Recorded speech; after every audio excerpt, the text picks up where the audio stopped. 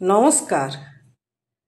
গল্পকথা চ্যানেলের সব বন্ধুদের আবারও স্বাগত। আজ আমি একটা ছোট্ট গল্প পড়ে শোনাচ্ছি, অপরাজেয়। আমি একটি মেয়ে, যে মেয়েটা আজ পৃথিবীর বুকে চিৎকার করে শুধু বলতে চায় একটি কথা। আমি একটি মেয়ে, যে মেয়েটা আজ সবাইকে শোনাতে চায় শুধু একটাই কথা, তার জীবনের যন্ত্রণার কথা। আমি যখন বছর 5, আমার অনুজা তখন বছর 3। আমাদের জননী তখন অন্তর্ধান হয়ে গিয়েছিলেন এক গভীর রাতের অন্ধকারে। একা নয়, সঙ্গী আমার জন্মদাতাও নন। সহযাত্রী হয়েছিল এক লোভী কাপুরুষ দৈত্য। পরাজিত মানুষটি তখন 2টি অসহায় সন্তানকে নিয়ে পড়েন অথই জলে।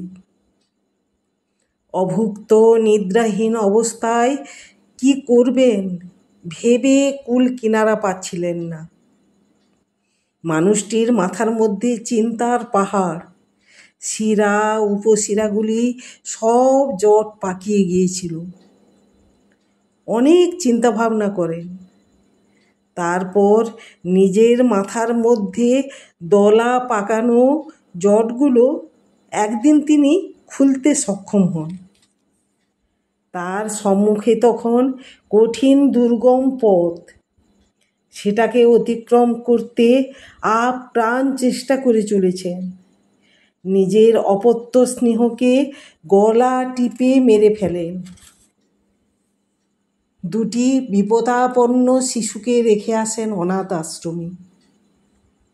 অনাথ আশ্রমে সুসংহত করলেন বটে, যত্নের দিক থেকে তার সেন দৃষ্টি কিন্তু এক তিলও সরালেন না। অর্থ বলে দুর্বল মানুষটি সারা সপ্তাহের শেষে ঊর্ধ্বশ্বাসে দৌড়ে যেতেন আশ্রমের পথে। তার শরীর থেকে ছিন্ন করা 2টি হৃৎপিণ্ডকে একবারের জন্য নিজের শরীরে প্রতিস্থাপন করতে।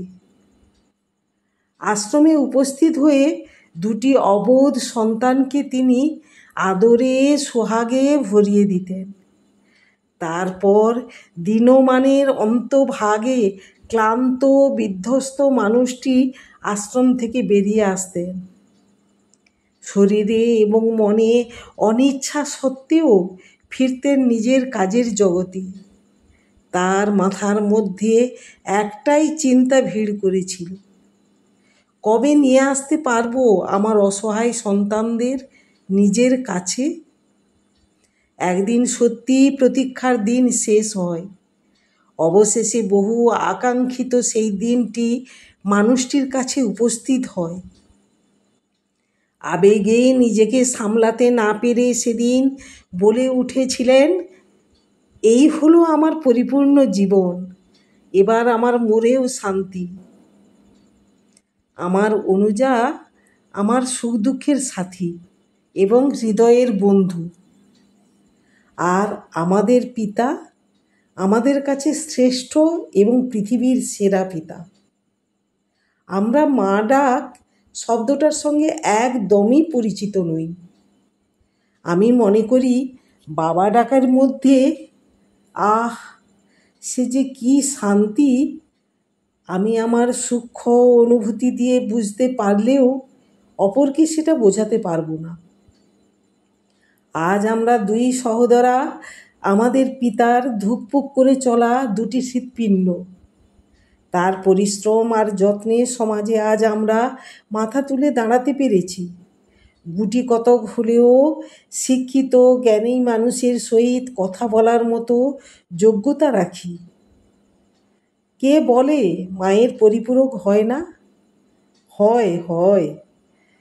তিনি হলেন আমাদের মতো 2টি অসহায় সন্তানের জনক। জননীহীন সন্তানদের তিনি জনক জননীর আদরে ও আহ্লাদে বড় করে তুলতে পেরেছেন। তিনি এক স্বেচ্ছাচারী নারীর কাছে অবহেলিত হেরে যাওয়া পুরুষ হতে পারেন, কিন্তু আমাদের নিকট এক বট বৃক্ষের ন্যায়। তিনি তার বাৎসল্য দিয়ে আমাদের সমস্ত বিপদ থেকে বাঁচিয়ে রেখেছেন। তিনি তার ডানার কোটরে লুকিয়ে রেখে অপার স্নেহে আমাদের রক্ষা করে চলেছেন। তিনি হলেন আমাদের জনক, আমাদের পিতা। তাই তিনি আমার চোখে অপরাজেয়, অপ্রতিরোধ্য।